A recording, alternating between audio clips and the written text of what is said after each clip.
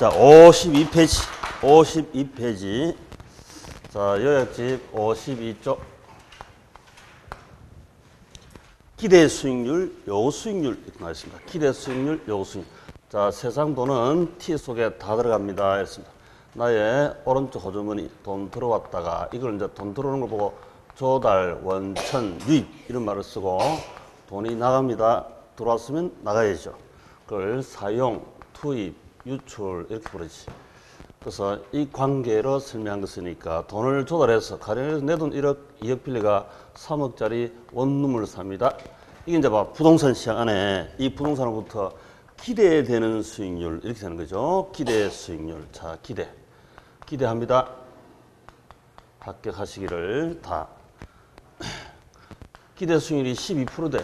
그럼 이 기대 수익률은 바로 이 시장 마켓 부동산 시장 안에 있는 내부 수익률, 기대 수익률 이렇게 구하고 또 계산형으로 구할 때는 곱해서 더하면 기대 수익률이 나옵니다. 이렇게 해서 우리 많이 학습을 해봤습니다. 그 다음에 이걸 원룸 3억짜리를 투자하는 투자자는 어떤 수익을 요구한다? 요구 수익률을 요구하겠지. 요구 수익률 10%입니다. 자, 요구 수익률이 10%입니다. 요구 수익률이 10%인데 이 요구 수익률은 최소 요구하는 겁니까? 최대 요구하는 겁니까? 그죠? 최소 요구 10% 이상 기대 수익률이 기대 이상이 되면 투자한다 안 한다? 한다 이랬습니다. 이 원룸이 내가 이 원룸을 잡았을 때 최소 요구 수익률이 10%인데 기대 이상 되면 선택 여기가죠. 선택. 결혼하실 때 내 남편이 분명히 기대 이상이었죠. 그죠? 기대 이상이었습니다. 근데 바뀐다 안 바뀐다? 바뀌죠. 훨씬 기대 초가 되기도 하고 하늘이 되기도 하고 그렇죠. 기대 이상. 자, 이걸 선택합니다. 그럼 이 부동산은 기대 수익률이 기대 이상이므로 시장에서 그렇게 평가를 받고 있으면 너도 나도 이 시장에서는 시장에 가면 수요 공급자가 있는 거죠. 사려고 하지 사려. 수요자가 많아집니다. 수요가 많아지면 이 부동산 가격이 올라간다 내려간다? 상승합니다. 3억짜리 원룸이 3억 1천만 원, 3억 2천만 원, 3억 3천만 원 점점 올라갑니다. 비싸게 사면 남는 돈이 많다 적다? 작아지죠. 그래서 기대 수익률이 떨어집니다. 기대 수익률이라는 것은 남는 게 많아야 올라가고 남는 게 적으면 떨어지는 거죠. 그래서 하락합니다. 자, 요 기대 수익률이 하락합니다. 어디까지? 자, 이 기대 수익률 12%가 11%, 10.5%, 10%까지 요구 수익률까지 이걸 보고 이제 균형 수익률 도달했습니다. 이렇게 균형 수익률 일치합니다. 그래서 결론을 보면 이제 기대 수익률이 12%일 때는 요구 수익률이 10%일 때 이때는 이게 선택 수익이고 포기한 것 중에 제일 좋은 게 기회비용 요구 수익률인데 빼면 플러스가 됩니다. 합리적 선택 초과 이윤이라는 뜻이고 초과 이윤이 있으면 높은 자리에 있으면 내려갈 일밖에 없죠. 그래서 하락하여 10% 되면 균형 수익률과 일치하여 수익에서 비용 빼면 빵 됩니다. 정상으로 돌아간다 이죠. 정상으로. 그래서 초과 이윤이 있으면 소멸하여 정상으로 돌아간다. 반대로 기대 수익률이 8%이고 요구 수익률이 10%이면 기대 이하입니다. 기대 이하면 너도 나도 선택하지 않습니다. 공급은 내다 파는 사람 많지만 사는 사람이 적음으로 시세가 떨어지죠. 2억 9천, 2억 8천, 2억 7천 요즘 아파트값 떨어집니다. 떨어지면 싸게 사면 많이 남죠. 점점 올라가게 돼 있어요. 기대 수익률이 상승해서 9%, 10% 균형 수익률까지 올라가게 된다. 그래서 기대 수익이 기대 이하면 당연 안 사는 사람이 많음으로 해서 결국에는 마이너스 손실 나옵니다. 수익에서 비용 빼면 손실이지. 손실은 극복, 헤쳐나와야 되죠. 그러면 이제 사라지게 만들면 정상으로 돌아가게 되어 있습니다. 자, 결론적으로는 이제 우리 시험 잘 나오는 것이 기대 수익률이 기대 이상 높으면 하락한다. 여기 시험 나오고요. 그죠? 기대 수익률이 기대 이하 낮으면 올라갈 자리밖에 없잖아요. 상승한다. 요걸 잘 흔적을 기억해 두시고 우리 경제론에서도 그래 얘기했습니다. 경제론에서도 우리가 프라이스 가격이 높으면 내려오고 가격이 낮으면 올라간다 이렇게 했죠. 이게 투자론의 가격입니다. 마찬가지입니다. 그리고 요거 수익률이 올라갈 수도 있겠지만 이 두 개 기대 수익률이 크면 요거 수익률이 올라갈 수 있겠죠. 근데 이건 객관적 컨설팅으로 구하기 때문에 올라가지 않습니다. 기대 수익률이 하락한다. 기대 수익률이 올라간다. 이렇게 결론을 내려놓으면 되겠습니다. 자, 그래서 그 하락한다, 상승한다. 거기다가 이렇게 작은 별, 이렇게 흔적을 남겨두시고 또는 동그랑땡으로 표시해 두시면 다음에 복습하기가 좋습니다. 자, 우리 학습은 복습이다, 반복이다. 그죠? 우리 학습은 반복 예술입니다. 다음, 근데 투자가치, 시장가치 하는 거죠. 자, 투자가치, 시장가치. 투자가치, 시장가치. 아주 우리가 많이 쓰는 용어인데, 자, 투자가치는 투자자마다 가치관에 따라서 주관적이다, 객관적이다. 투자가치는 투자 대상, 똑같은 대물, 투자 대상을 두고도 관점에 따라 다 다르죠. 투자가치가. 우리 공인중개사증 합격에 대한 기대치가 우리 반 전부 다 다를 겁니다. 그렇듯이 주관적이다 이 말이지. 그 다음에 시장가치란 것은 이 마켓. 시장에 가면 다수의 수요 공급자가 있죠. 시장판 우리 모두의 생각이니까 주관적이라 한다, 객관적이라 한다. 우리 반 전부 다의 생각이면 주관적입니까? 객관적입니까? 객관적이라 한다 이 말이지. 주관적은 자기가 생각하는 거고 자기 개인 투자자. 근데 객관적은 모두의 생각이죠. 객관적이라 한다. 자, 그러면 내가 시장에서 우리 이걸 실제 더 이해 쉽게 하는 것은 영어로 하는 게 이해 쉬운 것도 많아요, 실제. 그래서 이걸 제가 시장에서 매매하는 가격, 프라이스다 이렇게 설명했고요. 이 투자 가치는 영어로 말한다. 그렇죠, 밸류를 한다. 이 흔적을 남겨두는 게 오히려 더 쉬울 겁니다. 가면 갈수록, 알면 알수록. 자, 그러면 내가 시장에 가서 이 토지를, 예를 들어서 A라는 토지를 시장에서 코스트 2억 주고 샀대요. 2억 주고 산 땅을 내가 시장에서 3억에 팔았습니다. 잘 팔았습니까? 못 팔았습니까? 일단 잘 팔았죠. 그만큼 1억 남았다. 산 사람이 3억 주고 산 사람은 3억 이상의 밸류, 가치가 있으니까 샀을 거 아닙니까? 당연히 그렇겠죠. 시장에서 3억 돈을 주고 사는데요. 3억 이상 가치가 있으니 샀겠죠. 4억의 가치가 있다. 그러면 이게 남지. 산 사람도 1억 가치가 남았습니다. 이걸 보고 서로 너 좋고 나 좋고 트럼프가 거래 기술 이 속에 들어가는 거예요. 지금 뭐 김정은이도 예를 들어서 안전보장하라. 핵 포기할게. 그러면 너 좋고 내 좋고 이렇게 되는 거죠. 다 이게 속합니다. 모든 거래가 기본적으로 여기에 속해야 한다. 이런 뜻이지. 부동산도 내가 산 원가, 시장에 판매한 가격, 산 사람의 가치 이 셋 중에 하나입니다. 여기 벗어난 돈은 없으니까. 자, 그 다음 우측에 위험 나왔습니다. 위험. 자, 위험. 자, 위험을 영어로 뭐라죠? 리스크. 근데요, 이게 우리 손님 나중에 합격하시고 손님한테 얘기할 때는 위험이라는 소리는 쓰지 마세요. 위험스러워서 손님이 위험스럽다고 도망가버려요. 그보다는 우리 한글로 아예 리스크 이렇게 쓰는 게 좋고, 우리 시험도 이제 최근에 리스크 이렇게 표현을 했습니다. 그래서 이렇게 쓰는 게 좋다. 왜냐하면 리스크하고 우리 이학집에 나와 있지만 불확실성, 언서턴티 있잖아요. 불확실성하고 리스크하고, 리스크는 미래의 확률 분포를 아는 경우 리스크를 하는데, 우리 로또 1등 당첨 확률이 몇 프로다? 혹시 아시는가요? 로또 사보긴 사봤는데 그 확률을 몰랐지? 약 한 840만 분의 1. 그거보다 약간 높아요. 근데 거의 840만 분의 1. 여기에 1등 당첨 확률입니다. 이 속에 들어가면 되지. 서울 인구가 몇 명?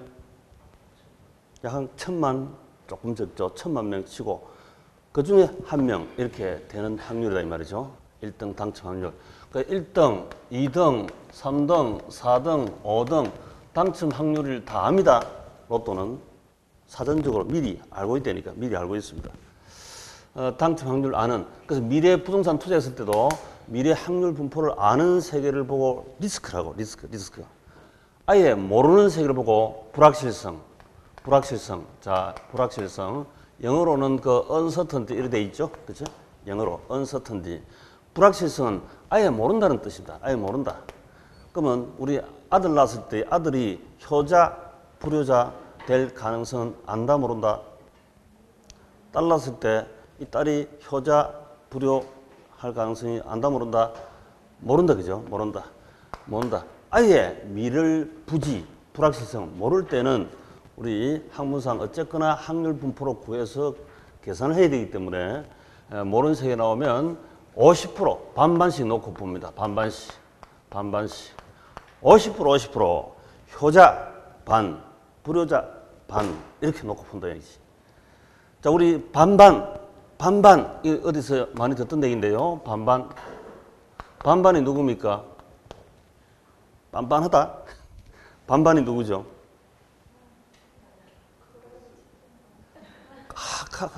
아까 생각날 때마다인데 누구지? 반반 별명. 반반 별명 가진 친구. 앞에 나이를 하면 대변할 때 니에크 형님 리카르도, 마르크스 앵글스, 컨버서, 셋 중에 컨버서 맞네. 그 객관식으로 나이를 하면 압니다. 나이를 하면 아는데 주관식으로 내가 스토리 그 암기 단위 암기해서 바로 표출하기는 입으로 나오기까지는 엄청난 반복이 되니까 우리 객관식은 그런 정도 안 해도 되죠. 그렇죠? 머리에서 맴돌면서 바로 보면, 눈으로 시각으로 보면 머리에서 금방 필터해서 이거다 저거다 찍을 수 있는 능력 정도만 됩니다. 그래서 정답을 안 하셔도 상관없어요. 자, 그래서 반반은 우리가 컨버스다 이랬죠. 컨버스. 우리 아들, 딸 이름이 컨버스입니다. 효자, 불효자 가능성을 모르니까 반반 놓고 푼다. 나중에 우리 가면 계산에서도 이렇게 슬쩍 나오기도 하고, 다행히 우리 시험은 더 쉽게 해서 50%다, 50%다 이렇게 줘버리고 풀어라 하는 경우가 많습니다만은 실제 이렇게 해야 된다. 그래서 아들, 딸 이름이 뭐다? 컨버스 아시죠? 컨버스. 만약에 효자가 되면 100% 수익이 돼. 불효자가 되면 마이너스 50% 손실이랍니다. 그러면 이거 기대 수익률은 몇 프로다? 반반은 어떻게 계산됐습니까? 자, 어려운 거 나와버렸죠. 효자가 되면 100% 수익률 안겨주고, 불효자가 되면 마이너스 50% 손실 갖다 줘야 돼. 그러면 이때는 반발 때는 계산을 어떻게 한다 했지? 너무 빨리 있어도 잠깐 곤란한데, 핵심적인 것은 기본적으로는 핵심적인 거는 지고 있어야 부수적인 건 저절로 따라오게 되어 있습니다. 학습할 때도, 그지? 이거 얼마죠? 기대 수익률이? 효자 100%, 불효자 마이너스 50%. 기대 수익률. 알고도 가만히 있고 모르고도 가만히 있고 똑같네. 반발 때는 두 개 더해서 반, 양념 반, 후라이드 반 나눠보면 되죠. 두 개 합치면 얼마 이게? 100% 마이너스 50% 하면 더하면 얼마다?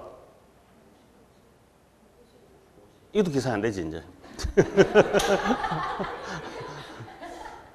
계산에 이제 우리 계산이 투자론에 많이 나오는데 절대 겁먹지 마세요. 원래 똑같습니다. 우리 100 빼기 50은 얼마다? 50이지. 뒤에 퍼센트 붙으니까 이렇게 붙여주면 되지 그냥. 50% 아닙니까? 50%. 이 반또개품은 이 반또개품 얼마다? 반반 25%지 25%. 그래서 이렇게 두 개 합쳐가지고 50% 반 또개버리면 25%다 이렇게 해서 25%가 기대 수익률입니다 하고 금방 빨리 구해야 된다. 저 기대 수익률은 곱해서 된다 했죠? 이렇게 곱하기 해서 더하면 이렇게 더하면 바로 기대 수익률이 나오죠. 근데 그 중에서 빠른 기술은 컨버스의 반반은 그냥 두 개 합쳐가지고 반 또개버리면 25% 이렇게 계산하는 게 빠르다 이랬습니다. 원칙적으로 한다면 100% 곱하기 0.5 하면 50%죠.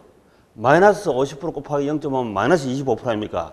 두 개 더하면 마이너스 25%에다 50% 더하면 25% 맞지? 그렇게 해도 되는데 그러면 시간이 걸리니까 빨리 하자. 계산은 계산 기술이 늘면 예술의 경지로 갑니다. 그럼 빨리 계산해야 돼요. 빨리 계산해야 돼요. 자, 계산 행중에서 우리가 가장 어렵고 오늘도 이제 많이 나올 텐데 미리 계산 잠깐 한번 연습해 볼까요? 자, 우리 구구단을 외우고 계시죠? 구구단을 단단히까지는 잘 알고 계십니다. 근데 뭐 25 곱하기 35 이런 건 계산 안 해도 되죠. 인도 사람들 하는 거지 우리 한국 사람은 할 필요 없어. 자, 2 곱하기 3 얼마다? 0? 6 맞습니까? 2, 3은 6 2, 3은 6 이 속에서 놀아요. 가만히 보면 2, 3은 6 이 모르는 사람 없잖아요. 혹시 모르시면 두 발 들어보세요. 벌렁 넘어지게. 자, 2, 3은 6 맞죠? 분명히 감자 두 개를 세 사람 한 사람당 두 개씩 호주머니에 넣어 있으면 세 사람 있으면 2, 3은 6 감자가 총 6개 있지. 우리 모두 다, 세 사람 모두 다 6개 있는 거지. 자, 곱하기를 이제 반대로 던집니다. 자, 곱하기를 반대로 던지면 뭐다?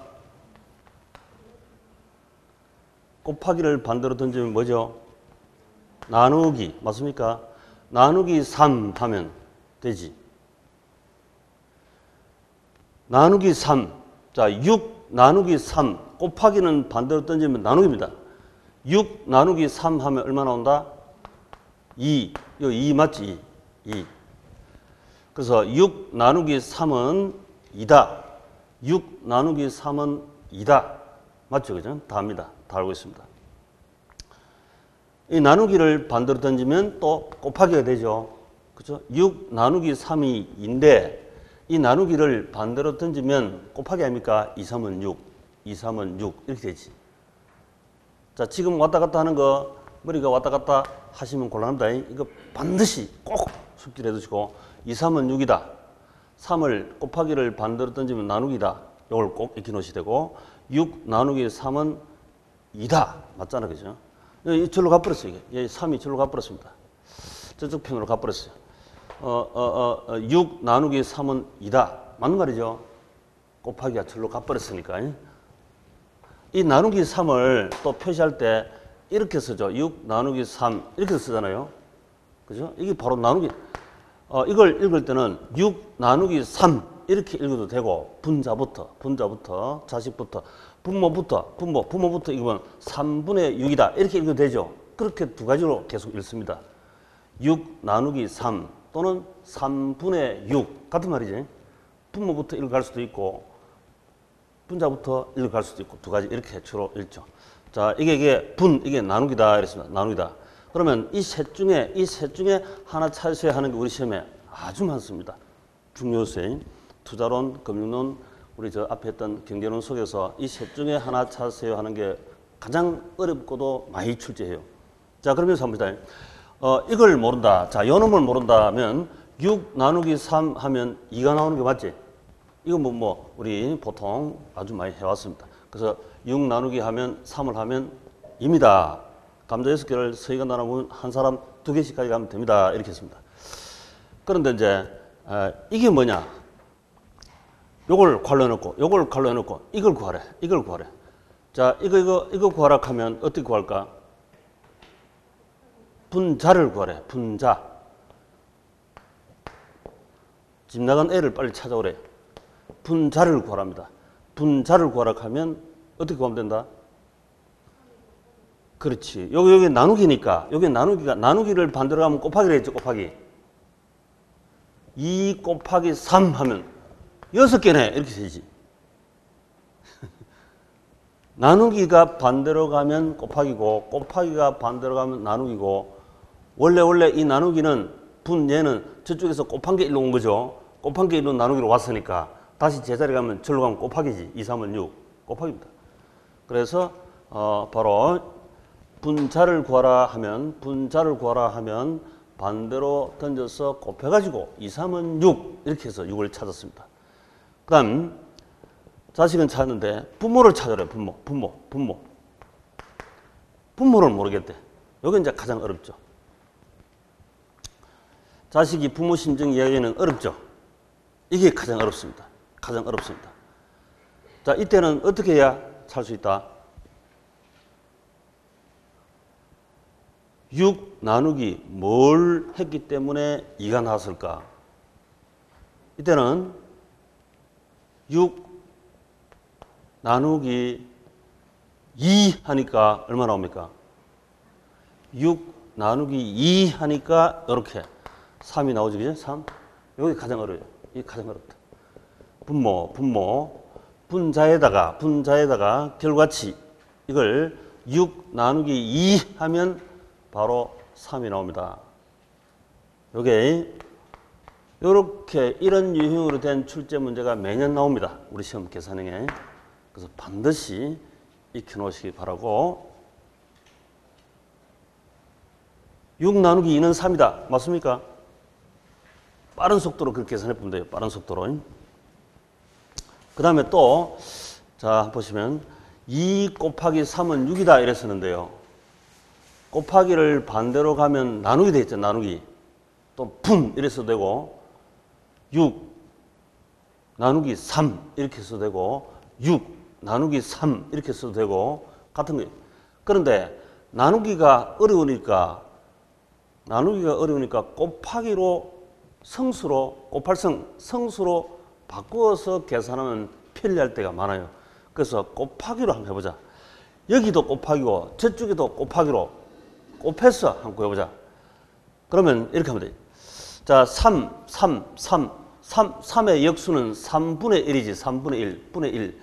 자, 분의 1 이걸 3의 역수라고 하는데 역수. 자, 역수 이것도 하나 꼭 익혀 놓으시고 곧 우리가 지금 바로 많이 쓸 겁니다. 역수. 그럼 나누기가 싫으면 나누기가 어려우니까 나누기 싫으면 곱하기로 하면 되지 그냥.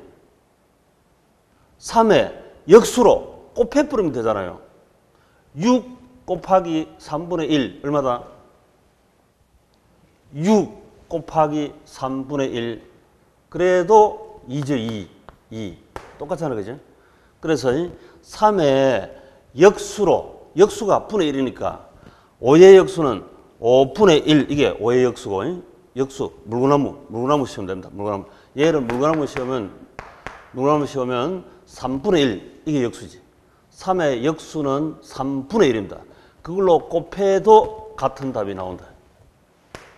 그래서 이제 나누기로 3을 바로 나누기로 하거나 역수로 곱하기 해도 같은 겁니다. 요걸 익혀 놓으시기 바랍니다. 혹시 이해 안 되시면 요걸 금방 보니까 다 소화를 할 수가 있죠. 그대로 익혀 놓으시기 바랍니다.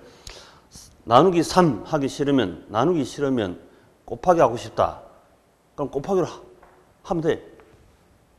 역수로 3분의 1로 곱해버리면 되니까. 6 곱하기 3분의 1은 2가 맞습니까? 다시 한번 6 곱하기 3분의 1 얼마다? 감자 6개가 있는데 3분의 1 가져가서 먹어라. 그럼 몇 개 가져가면 된다? 고마 6개, 감자 6개에 3분의 1은 몇 개입니까? 2개죠. 고마 6개 갖다 놨는데 그 3분의 1 가져가서 먹어라. 2개 가져가서 먹으면 되지. 2 맞지? 나누기 하나, 곱하기 하나, 같이 하나, 그죠? 같아. 근데 나누기를 곱하기 할 때는 역수로 곱하면 돼요. 그죠? 역수. 이게 이제 이 말이 어렵지. 역수로 곱하기 한다. 자, 우리 일상에도 이건 워낙 많이 씁니다. 이게 옛날 중고등학교 했던 수학이라서 나중에 수학 잘한다고 공부 잘한다고 사람 되냐, 공부 잘한다고 밥이 생기나 떡이 생기나 그런 시절이 아니잖아, 그죠? 그보다 훨씬 더 생길 수도 있고 일상에 사실은 많이 써요. 많이 쓰는데 3분의 1 이렇게 곱해서 써먹어도 된다.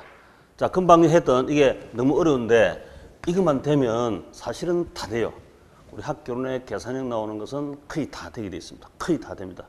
이거 안 하면 안 되지. 명식 공부한다는 분이 2, 3은 6 이거 안 하면 안 되잖아요. 2, 3은 6. 다음은 이제 숫자가 2, 3은 6하고 달리 퍼센트가 나오고 하니까 분수가 나오고 이러니까 약간 헷갈릴 수 있는 뿐이지. 이 계산 원리에 똑같은 거니까. 저 계산 틀 속에 다 들어갑니다. 자, 그러면 이제 아주 어려운 리스크, 위험. 일상에서 우리 대할 때는 합격하시고 나면 고객에게 이 땅을 사시면 리스크가 조금 높아요. 주택 사면 아파트보다 땅이 리스크가 높죠. 그 리스크란 말을 써주셔야 되지. 왜냐하면 이게 원래 이 리스크는 인베스트먼트, 투자 리스크에 투자의 리스크를 씁니다. 인베스트먼트, 투자 리스크. 그래서 우리 고객이 투자하는 분이기 때문에요. 리스크란 말을 써주는 게 좋지. 이거 사면요 위험이 높아요 하면 손님이 안 그래도 부동산이 약간 거짓말 구라 좀 있다더니 위험까지 높단다. 야, 본인 입에서 나오네. 가뿐다니까. 그러니까 그런 말 쓰지 마시고, 우리말로 쓴 이 위험 속에는 우리 드라이브 할 때 낙석 위험, 바다에 빠질 위험, 추락 위험, 이런 위험 써놨잖아요. 그 위험은 대인전데 그런 위험으로 일상에서 맞닥뜨리기 때문에 손님들이 착각해서 위험스럽다고 그냥 갈 수가 있어요. 그러니까 뜻이 여기서는 인베스트먼트 리스크이기 때문에 리스크다 이렇게 쓰시기 바랍니다. 이렇게 시험 출제인 분도 앞으로 이렇게 좀 출제해 주시기 바랍니다. 리스크 높다, 낮다 이렇게. 우리말로 위험보다는 훨씬 중요한 뜻이다. 인베스트먼트 리스크. 투자 위험. 자, 위험이 워낙 중요하니까 이 세 가지 측정 방법이 세 가지가 있습니다. 세 가지. 자, 측정 방법이 세 가지. 우리가 중요한 데는 3쿠션 돌린다 이랬죠. 경제론에서도 그랬고 어디에서나 그렇습니다. 위험이 워낙 중요하기 때문에 당연히 3쿠션 재밌게 돌려줘야 됩니다. 우리가 항상 우리 이 저위험, 저수익, 고위험, 고수익 이래야 위험 균형, 시장이 균형이다 이랬었는데 현실은 저위험, 고수익, 고위험, 저수익이 다 있다랬습니다. 그렇죠? 이게 균형 상태이다. 자, 그러면 이때 저위험, 저수익, 고위험, 고수익 제가 이렇게 쓰시라 했죠. 수익을 앞에 쓰면 큰일 납니다. 전 세계 영국의 우리 전 세계에서 가장 큰 은행이었다 하는 영국의 버링사도 이거 수익을 저수익, 저위험, 고수익, 고위험 이랬다가 망했습니다. 전 세계 큰 기업도 그래서 날아간 기업들이 많아요. 그 나중에 깨치고 해서 우리가 배우려면 뭔가 좀 자꾸 써야 되잖아요. 좀 날림까지 배우는데 들어간 비용. 위험을 앞세워야 한다 하는 이걸 깨치다고. 투자할 때. 그리고 이 위험을 내가 감당할 수 있느냐 따라서 달라집니다. 감당할 수 있는. 다른 사람은 다 고위험인데 나에게는 이게 저위험이라. 그러면 저위험 고수익이잖아요. 그럼 대박이지 대박. 현실적으로 대박 차는 사람들 많아요. 곳곳에. 위험 감당 능력도 없어서 고위험 지면서 수익을 저수익으로 먹는다. 이 쪽박이지. 근데 착각해가지고 대박 쫓으려다가 착각으로 미래 운이 나빠서 실제 우리가 웬만하면 그냥 운으로 돌릴 뿐인데 실제 운이 이런 경우에 쪽박이 될 수도 있다. 그래서 리스크 이게 먼저 중요합니다. 선 위험, 후 수익. 무슨 투자라도 이렇게 해야 돼. 내가 예를 들어서 경매에 대해서 잘 모르는데 경매 내가 물건을 사고 팔면 위험이 높다 낮다. 위험이 높죠, 그죠? 위험 높은 데서 저수익이다. 이거 그러면 안 되지, 난리지. 그 경매에 대해서 도사입니다. 경매도사, 경매의 신이래. 그러면 다른 사람은 고위험이지만 나는 저위험이잖아요. 저위험인데 수익이 고수익이면 대박이지. 그래서 자기가 경매 공부를 열심히 해서 나는 저위험이고 고수익이다. 그래서 톡톡하게 한몫 챙기고 이런 경우가 있다니까. 그 리스크에 대한 감당 능력, 리스크를 줄이기 위해서 학습, 정보를 이용하는 거지. 대인, 대물 활동 이렇게 하는 거지. 자, 그러면 이 리스크를 표현하는 방법이 세 가지가 있습니다.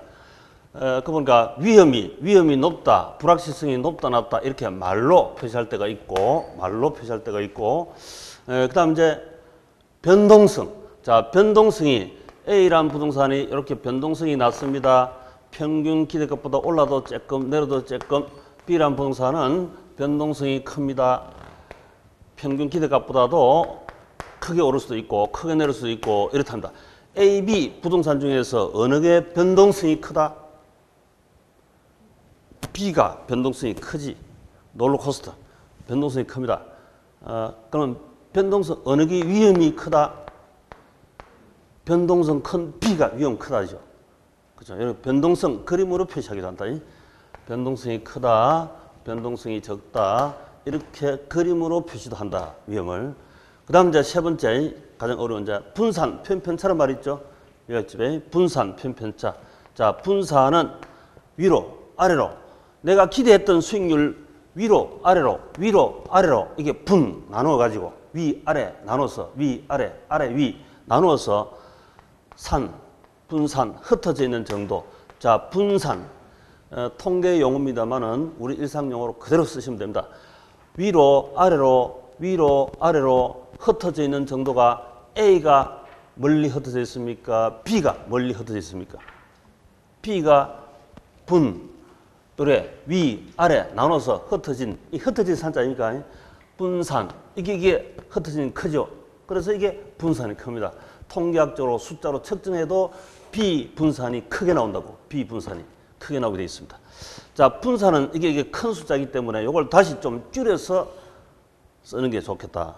그게 이제 표준 편차라. 표준 편차. 자, 그 표준 편차란 말이죠. 표준 편차. 자, 표준 편차. 표준은 요놈이라 요놈.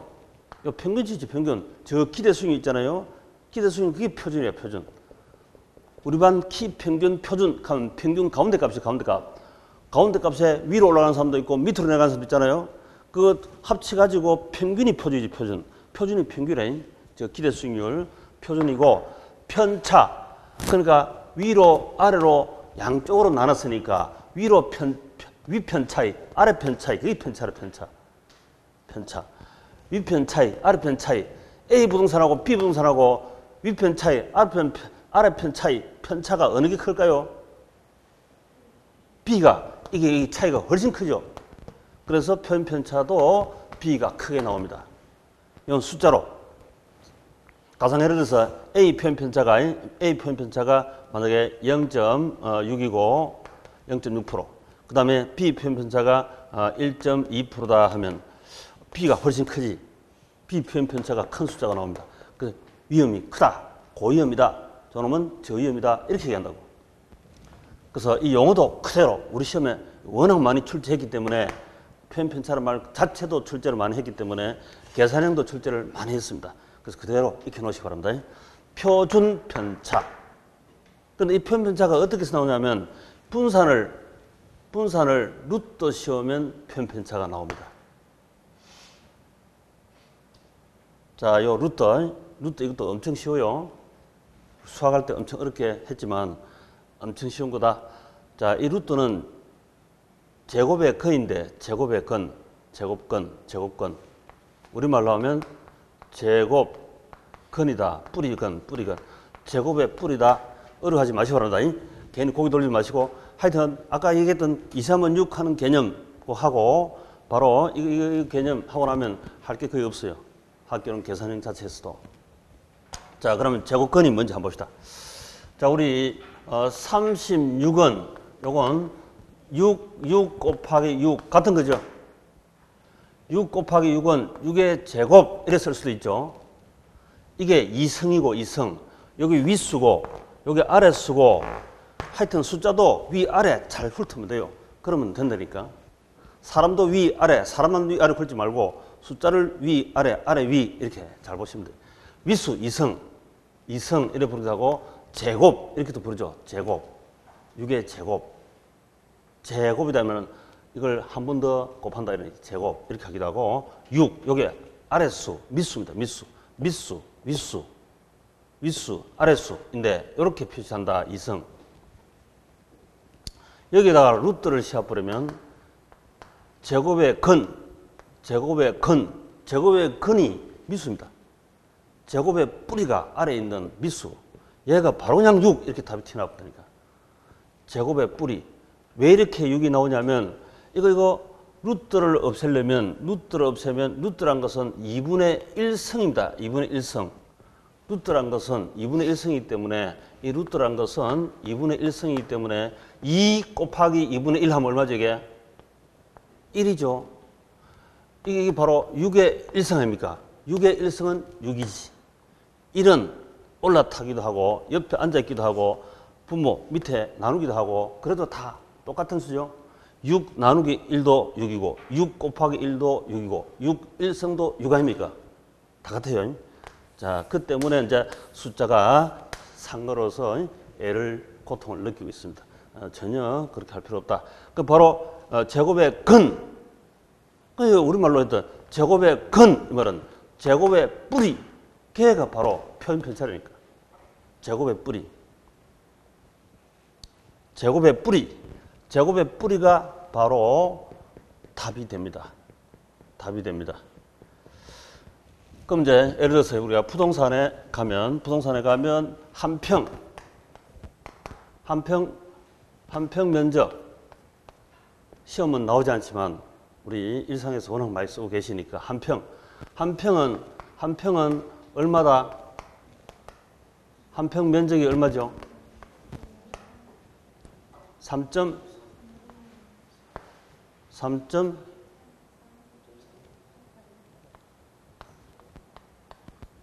3.20 3.3058 58년 개띠 3.3058 58년 개띠도 공지에서 공부 전국에 많은 계시죠. 3.3058 제곱미터. 요게 이제 한 평인데 한 평. 얘는 원래 이렇게 수직선 요걸 루트를 씌워버리면 나오는 게 요게 약 한 1.8 정도, 1.8m, 1.8m. 요보다 조금 더 큽니다만은 숫자가 상그러니까 그냥 1.8을 갑시다. 1.8m 곱하면 그 면적이 3.3058이라고. 1.8m. 거의 제 키 비슷하죠? 제 키. 그래서 우리가 부동산의 척도로 부동산 면적 감각은 자기 키로부터 기본적으로 출발하면 돼요. 자기 키가 숏다리 같으면 내가 1m 50 같으면 한 30cm 더 보태면 되죠. 이렇게 감안하여 가로 세로 이렇게 수익선 수평선 넣으면 그게 한 평이라 한 평. 그럼 한 3평, 5평 대충 가름할 수 있겠죠. 그래서 이게 1.8 곱하기 1.8 하면 이렇게 나온다고. 한 평. 3.3058 메타 곱하기 메타니까 제곱미터 이렇게 나오겠지. 제곱미터 3.358 이렇게 한 평 면적이 나오는데 이 면적을 다시 루트를 씌우면 요게 1.8m의 제곱 이렇게 되어가지고 제곱의 뿌리가 1.8m죠. 요놈이 톡 튀어나온다니까. 다시 원위치 한 거예요. 원위치. 1.8m 곱하기 1.8m 하면 3.3058 제곱미터 약 한 평 면적이 나오는데 이걸 다시 루트를 씌우면 원위치 1.8m, 1.8m 길이가 나옵니다. 면적을 루트를 씌우면 길이가 나오고 수직 수평선 길이를 곱하면 면적이 나오고 그 갔다 왔다 갔으면 올 수도 있어야지. 맨날 3.38 면적 평수로만 갔다가 돌아올 줄 모른다. 갔다가 왔다가 이렇게 하면 돼. 그래서 우리가 곱해가지고 이거 1.8m 곱하기 1.8m니까 제곱의 뿌리 요게 바로 길이 바로 나오지. 길이. 그래서 이렇게 바로 쓰면 됩니다. 그래서 이제 제곱근 하는 뜻은 그런 뜻이다. 그렇죠? 그래서 그 우리 요약집에 분산을 제곱근을 취하면 제곱의 근이 표준 편차다 이런 말이 있죠. 그 흔적을 꼭 가지고 계시고요. 분산의 제곱근이 표현 편차입니다. 근데 간혹 책들이 보면 표현 편차 이걸 두 배 하면 분산이다 이런데 그렇게 순서대로 구하는 게 아닙니다. 분산부터 먼저 구해야 그 루트를 씌워줘야 표현 편차가 나오게 되어 있습니다. 그것은 그렇게 계산하는 건 아니다. 그 제가 책들이고 뭐고 틀린 게 엄청 많다니까요.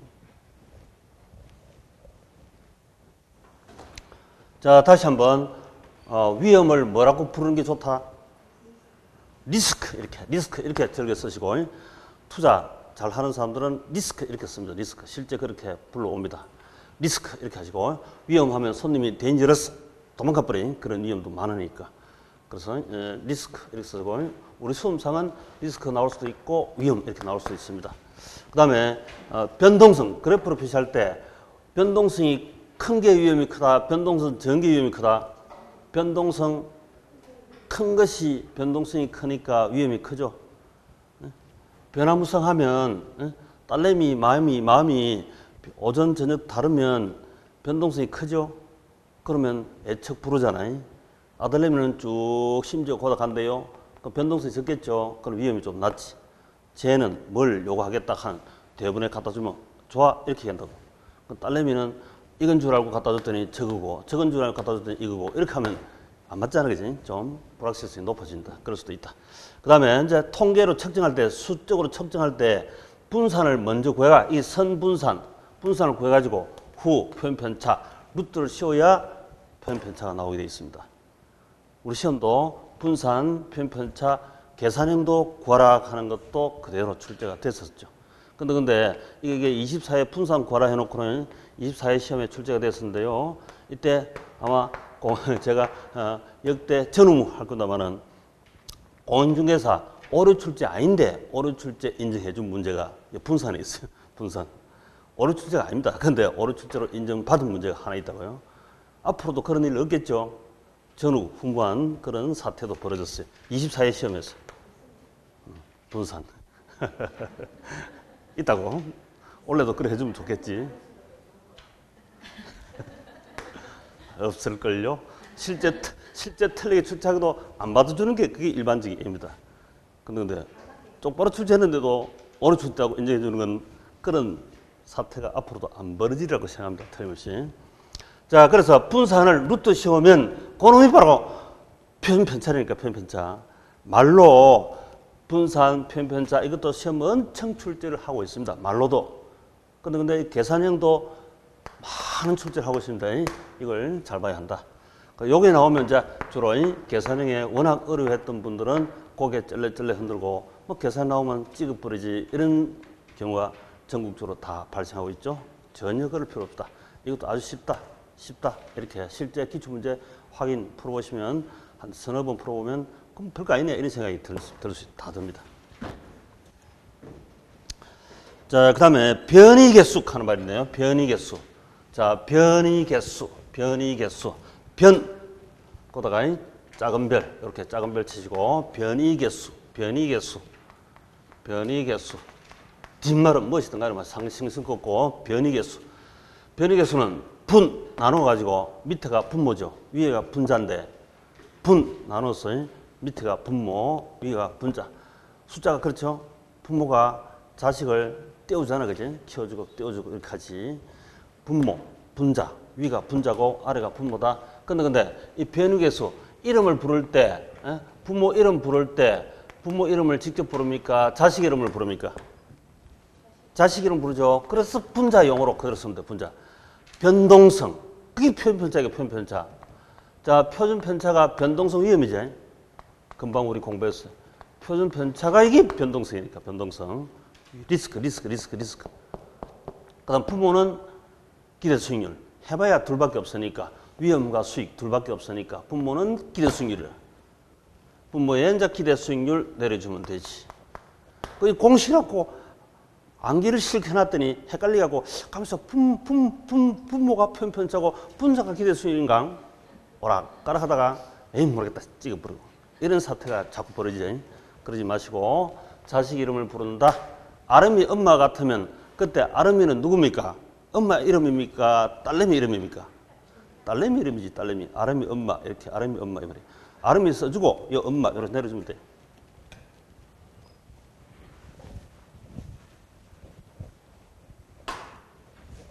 변이개수. 간간히 시험 나옵니다. 자, 그 다음, 근데 위험 회피형, 위험 추구형, 위험 중립형이다 하는 그 위험 회피형, 위험 회피. 거기다가 이렇게 작은 별 딱 해놓고. 자, 우리 수직선은 뭐다? 수직선은 여기는 두사로입니다. 자, 수직선은 뭐다? 경제론에서는 수익성은 가격 맞죠, 그죠? 가격. 예, 그래도 됩니다. 투자론에서 가격은 뭘까요? 수익률이지, 수익률. 똑같은 놈이라 사실은. 그 다음에 수평선은 뭐다? 수량, 경제론에서 Q 이렇게 했죠. 투자론에서는 무슨 양? 위험량. 해봐야 둘밖에 없다니까. 수익하고 위험 둘밖에 없어요. 위험과 수익 이 둘밖에 없다니까. 경제론에서는 P, Q 이거밖에 없다니까. Q, P. 그 단순한 거지. 자, 그래서 이게 위험량. 그 위험을 측정할 때 아까 분산을 루트 씌우면 편차 나오는데 퍼센트로 나옵니다. 퍼센트. 위험량이 숫자로. 그래서 위험량. 여기는 수익률 이렇게 해야 돼. 수익률. 이렇게 원점이다. 그래프 해봐야 뭐 이거밖에 없으니까. 자, 여기에 A라는 부동산이 있고 저기에 B라는 부동산이 있습니다. 자, A, B가 기대 수익률은 똑같아요. 수익률은 똑같아. 근데 위험은 누가 적다? A가 위험이 적고 B는 위험이 크죠. 자, 이 둘 중에서 어느 걸 선택한다? 일반적으로 A를 선택합니다. 그렇죠? B 선택하는 사람 있다 없다? 있습니다. 현실은 예외적인 사람도 있다 했죠. 우리 사회과학은 예외 없는 법칙이 없어요. 자연과학은 예외가 없지만 우리 사회과학이니까 투자 세계에서도 당연하죠. 강원랜드 즐기고 가는 사람다 게임하러 잘 다니죠. 강원랜드 가면 기대 손실이잖아요. 그럼에도 불구하고 위험을 즐기는 사람도 많다니까. 그래서 이런 분을 보고 이제 위험 회피형 이렇게 불러요. 위험 회피형. 위험 회피형. 기하이면 위험을 줄이고자 한다. 이게 일반적, 합리적, 이성적 투자자라 한다고. 일반적 투자는 위험 회피. 근데 A하고 B하고 무차별하다. 또는 A가 더 좋다야. 이런 사람도 있다 했죠. 그지? 수많은 사람 중에서 당연히 있습니다. 그러면 A와 B나 차이가 없다. 수익이 같기 때문에 차이가 없다. 이런 사람하고 위험 중립이라. 위험 중립. 위험 중립형. A, B를 좋아하는 사람도 있다니까. B를 좋아하는 사람도 있다니까. 위험 추구, 위험 선호형이다.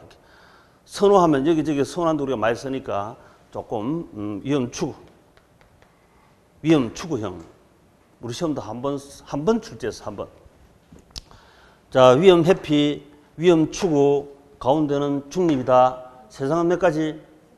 셋 중 하나. 이렇게 기본적으로 출발합니다. 그래서 위험 회피, 위험 추구, 위험 중립형 이렇게. 이 중에서 가장 일반적인 사람은 위험 회피형이죠. 위험 회피형. 그래서 우리 위험 회피형은 전제로 출제를 일반적으로 하고 있습니다. 그 다음에 이게 C라는 부동산이 여기에 있답니다. 자, C라는 부동산. B하고 C하고 어느 걸 선택한다? C는 수익이 더 많죠. 같은 위험인데 수익이 더 많은 것이 수익 낮은 것보다 당연 좋은 거지. 이거는 확실하게 C가 좋다. 기아이면 돈 많은 게 좋다. 적은 게 좋다. 기아이면 돈 적은 게 좋다는 사람도 있다 없다? 사회과학은 있다니까. 법정 스님한테 가봐. 돈 갖다 주면 싫어요. 옛날 살아계실 때도. 사회과학은 다양하다니까. 사회는 다양합니다. 그래서 근데 이런 경우가 거의 확정적이기 때문에 C가 이때는 우등, B를 열등 이렇게 아예 구분해 버리기도 합니다. C가 우등, B가 열등. 그래서 이거는 지배당한다, 지배한다 이렇게 얘기하기도 합니다. 지배한다. 우등이 열등을 지배하는 게 당연하잖아요.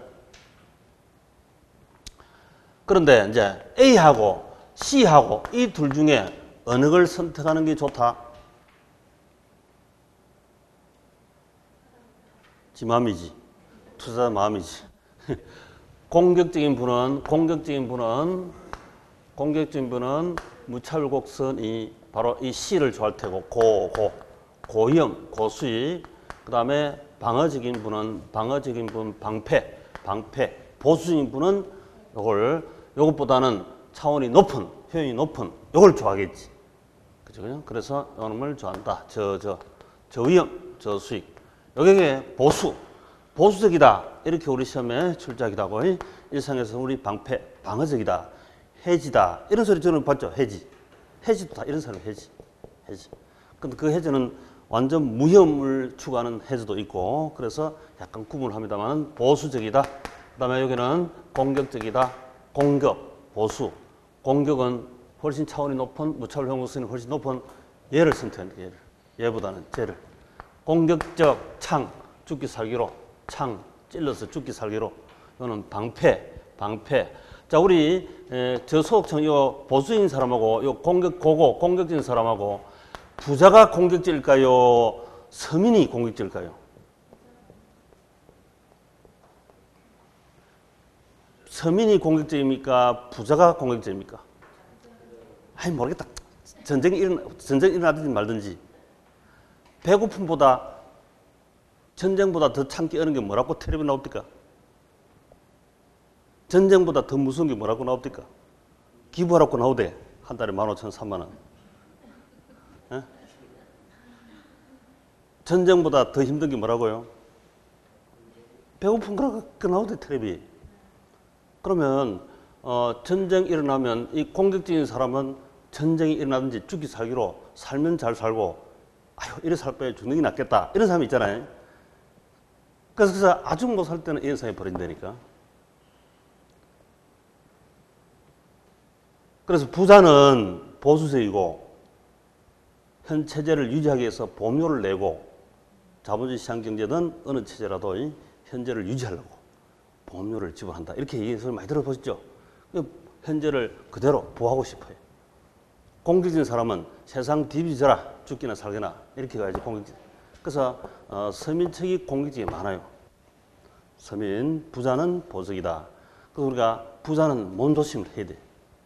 몸조심하기 위해서 보험료를 좀 지불해야 돼. 근데 우리 도시 집안에서 오히려 노예를 부리고 사회 무리를 워낙 이렇게가 거꾸로 간 거지, 거꾸로. 그 기본적 이 교육이 잘못돼서 도시 집안에 지금 야단났잖아요. 그래서 부자가 몸조심하는 거예요, 원래. 서민은 죽기 살기로, 응? 정리해서 승리하면 잘 살고 실패하면 죽는 게 낫겠다. 이럴 수도 있다니까. 그래야 나중에 돈이 모이든지 하지. 공격적, 보수적 이렇게 두 가지. 공격적, 보수적 이렇게 해서 우리 시험에 계속 출제를 합니다. 자, 그거 읽어보시면 위험 회피적이라는 것은 위험을 피하려는 인간의 행동으로 위험이 커지면 보상 대가인 기대 수익률을 높게 별표, 작은 별. 제가 지금 별표하는 것은 전부 다 이 작은 별입니다. 큰 별은 나중에 칠 겁니다. 높게 얻고자 하는 유형이다. 그러니까 보수인 사람은 위험을 추가 감수하게 되면 그 보수를 많은 걸 요구한다. 보수를 더 높은 보수를 요구한다. 이런 뜻이야. 기대 수익률이 동일할 경우 덜 위험한 것을 선택하고 감수할 만한 위험은 철거히 감수한다. 기꺼이 감수한다. 그래서 어차피 시간 노력 돈을 투입해서 10월 27일까지 갈 거라면 철거히 학습 공부하는 게 맞다. 이런 얘기죠. 위험 세계를 즐기라. 이런 얘기입니다. 제가 못생겼지만 기회면 즐기시기 바랍니다. 자, 그 다음에 그 위험과 수익의 상충. 자, 위험과 수익과 상충. 상쇄, 상반. 영어로는 트레이드 오프 이렇게 부른다. 트레이드 오프. 트레이드 오프 관계. 이 트레이드가 거래하는 거야, 거래. 트레이드 오프 관계. 위험이 높으면 수익도 높고, 위험이 높으면 고요구 수익률, 위험이 낮으면 저요구 수익률. 이게 균형이 됐습니다. 그래서 위험이 높아지면 수익도 높고 위험이 낮아지면 수익도 낮다. 이 같이 손잡고 가는 것을 비례하죠. 비례. 같은 방향으로 가는 걸 우리가 늘상 비례했잖아요. 비례다 이렇게 해야 맞는 거지. 전에 시험 출제할 때도 다음 좀 틀린 거 찍으세요. 반비례다. 땡. 틀립니다. 반비례는 마이너스지? 아니다. 플러스하고 마이너스하고 다르잖아. 비례다 이렇게 되고 비례. 근데 이게 서로 이율 배반적 특성을 보고 상충이라 말을 씁니다. 수익은 많을수록 좋다, 적을수록 좋다. 많을수록 좋습니다. 위험은 낮을수록 좋죠. 그런데 이런 게 균형 시장에서는 없잖아요. 저위험인데 고수익, 이게 없다고. 고수익을 먹으려면 고위험을 감수를 해야 돼. 맛있는 걸 먹으려면 고비용이 들어가야 됩니다. 그렇죠? 맛있는 걸 해 먹으려면 설거지도 많이 해야 됩니다. 근데 설거지는 하기 싫고 맛있는 거 먹고 싶고 이율배반이다 이 말이에요. 이율배반. 그걸 보고 상충, 상쇄, 상반, 영어로는 트레이드 오프 관계다 이렇게 하는 거예요. 자, 기출문제. 동일한 위험 증가에 대한 위험 회피형 투자자는 위험 추구형 투자자보다 더 높은, 맞죠? 높은 수익률, 높은 보수를 요구합니다. 보수적인 투자자는 더 높은 보수가 있어야 투자를 하는 거예요. 더 높은 보수가 없으면 투자를 안 한다 이 말이지. 우리 일상에서도 공격적인 사람은 웬만하면 공격 투자를 하는데 보수적인 사람은 이래 재고 저래 재고 잘 투자 안 하죠. 그분이 보수이라. 그래서 이 당시에 이때 기출문제는 오류 출제 시비가 많이 걸렸었는데 실제 오류 출제가 있기도 했고 그냥 넘어갔어요. 그 용어가 출제 지금 용어 밑에 포인트가 약간 부적절함이 있습니다. 그래도 우리가 그냥 간단하게 심플하게 위험 추구형보다 위험 보수형이 더 많은 보수가 있어야 투자한다. 이렇게만 남겨두시면 돼요. 이게 맞다니까. 네, 맞습니다. 이때 오지 쓴다 해서 이게 문제가 있었다고. 오지 쓴다. 그 중에서 하나. 자, 다음 페이지. 위험 관리 방법, 리스크 관리 방법. 자, 한번 쉬었다가 들어갑시다.